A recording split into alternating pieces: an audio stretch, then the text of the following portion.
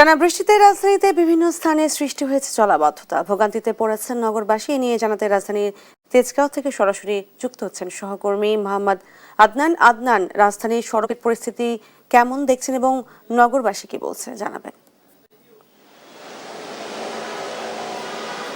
যেমনটা বলছিলেন, আজকে আসলে গতকাল রাত থেকে প্রচন্ড পরিমাণে বৃষ্টি হয়েছে এবং আমি ঢাকা শহরের বেশ কয়েকটি জায়গায় যতক্ষণ ধরে ঘুরেছি ততক্ষণ দেখেছি আসলে প্রচন্ড পরিমাণে বৃষ্টি, জলাবদ্ধতা সৃষ্টি হয়েছে এবং প্রচন্ড পরিমাণে ভোগান্তিতে রয়েছে। আমি যদি একটু আমার পেছনের জায়গাটা দেখাতে চাই তাহলে এটি হচ্ছে আসলে এফডিসির মোড়, অর্থাৎ হাতির ঝিল এলিভেটেড থেকে যদি নামানো হয় তারপরে সেই রাস্তাটা, এবং সেই রাস্তাটাতে প্রচুর পরিমাণে পানি জমেছে আমরা দেখছি এবং মানুষজন আসলে ঠিকমতো চলাফেরা করতে পারছে না।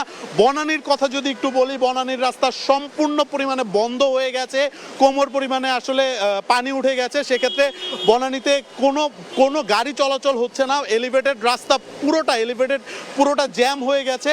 অন্যদিকে যদি ঢাকার অন্যান্য স্পটগুলোর কথা বলি, উত্তরাতে আসলে হাঁটু পরিমাণ পানি উঠে গেছে, কিংবা আপনি আব্দুল্লাহপুর যদি বলেন ওই সাইডে আসলে হাঁটু পরিমাণের পানি উঠে গেছে।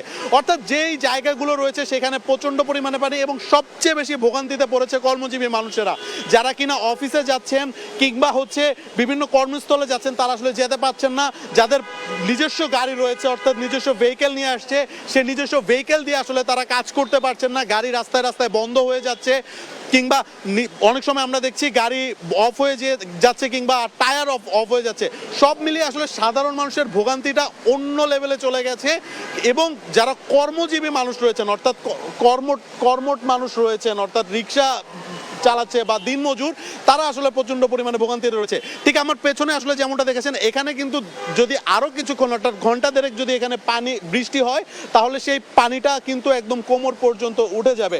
আমরা বেশ কিছু মানুষের সাথে আসলে কথা বলছিলাম, তারা জানাচ্ছিলেন যে এইভাবে যদি আসলে চলতে থাকে তাহলে শেষ পর্যন্ত নিজ কর্মজীবনে ফেরাটা বেশ কষ্টসাধ্য।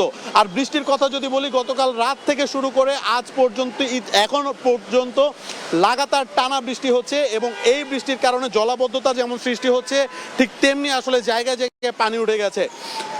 এখন আসলে এইভাবে করে যদি আমরা বনানীর কথাটা আরেকবার ফিরতে চাই, বনানী কিন্তু ঢাকা শহরের অন্যতম একটি ব্যস্ততম নগরী এবং ওই জায়গাটাতে যখন আপনি পুরো রাস্তা, অর্থাৎ সৈনিক ক্লাব থেকে শুরু করে একদম বনানীর শেষ পর্যন্ত পুরো রাস্তা সম্পূর্ণ বন্ধ হয়ে গেছে।